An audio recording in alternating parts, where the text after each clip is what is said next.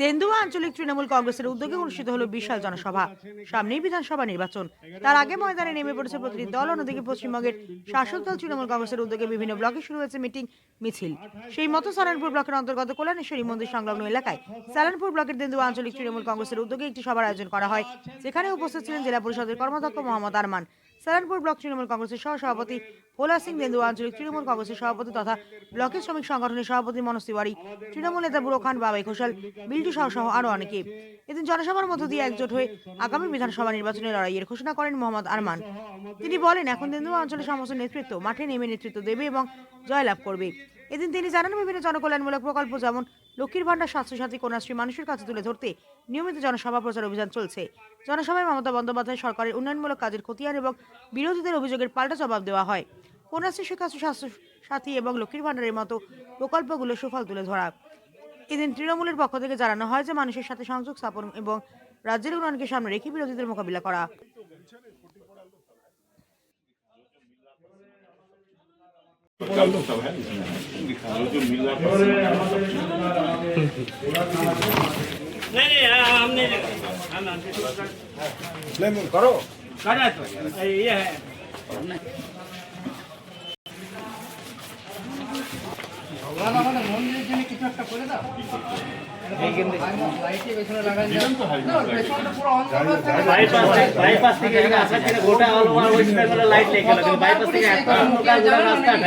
ওটা বলছি না, আমি যেটা করলাম ওটা বলছি।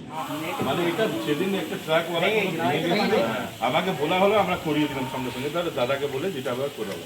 এটা যে প্রপোজালটা দিলে এটা আমরা দেখবো, যখন বলেছে দেখবো। মানে हम लोग मंदिर में कुछ करवा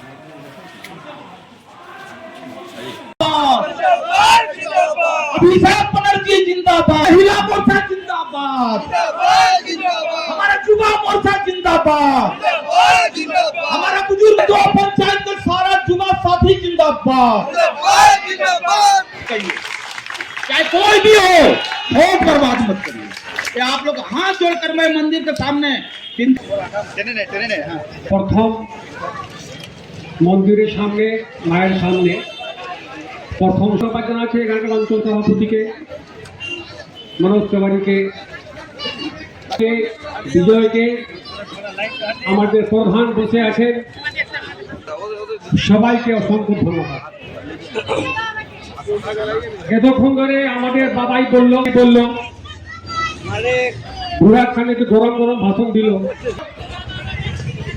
একটা স্লোগান আমাদের পশ্চিম বাংলাতে সব জায়গায় চলছে, যতই করো হামলা,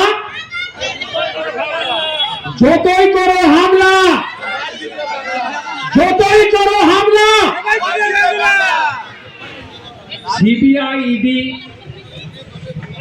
ইনকাম ট্যাক্স কে দিয়ে চাইছে আমাদের সরকারকে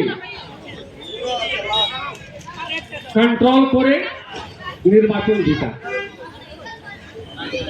দেখুন 2000 যখন এই बीजेपी पार्टी रखा, लेकिन हम देख रहे हैं कि हमारा हिंदी भाषा भाषी भी कम नहीं है, इसलिए मैं हिंदी में ही बोल रहा हूँ।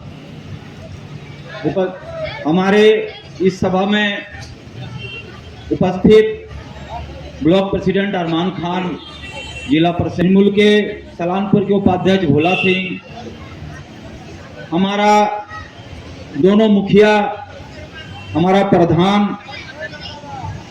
हमारा जितने भी 2 बूथ के महिला और हमारे खास 5 साल पिछड़े हुए थे पुराना साथी, सबका मैं, महिला हो, युवा हो, सभी का मैं हार्दिक अभिनंदन करता हूं, जो कि इस मीटिंग में सब आए हैं। साथ ही इस मोड़ में हमें अच्छा से याद है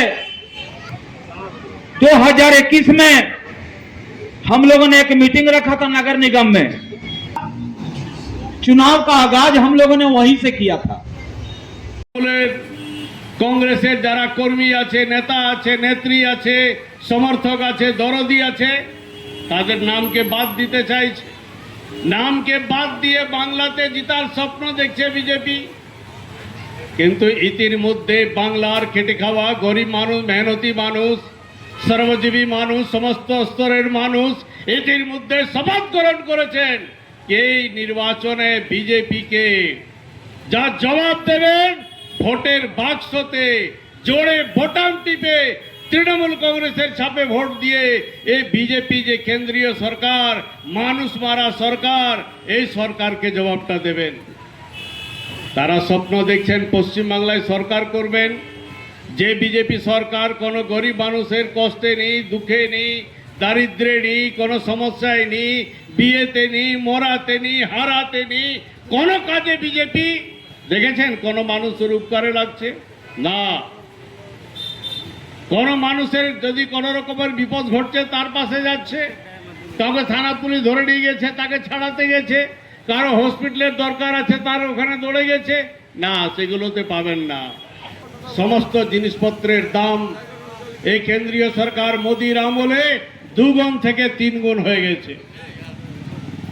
এই মোদি সাহেব বলেছিল 2022 সালের মধ্যে সমস্ত কাঁচা বাড়িকে পাকা করে দেবেন। 2022 পার হয়ে গেছে, আজকে 2026 চলছে, বাংলার মানুষ প্রধানমন্ত্রী আবাস যোজনার টাকা পায়নি।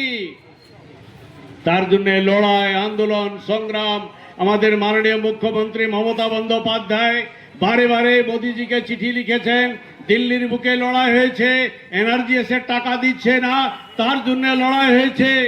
কিন্তু নির্লজ্জ বিজেপি সরকার পশ্চিম বাংলার মানুষের কাছে ভোট নিয়ে এখানকার যিনি দলনেতা, বিরোধী দলনেতা শুভেন্দু অধিকারী, উনি দিল্লিতে গিয়ে অমিত শাহ মোদিজিকে বলেন, কি বলেন না বাংলাকে টাকা দেবেন না।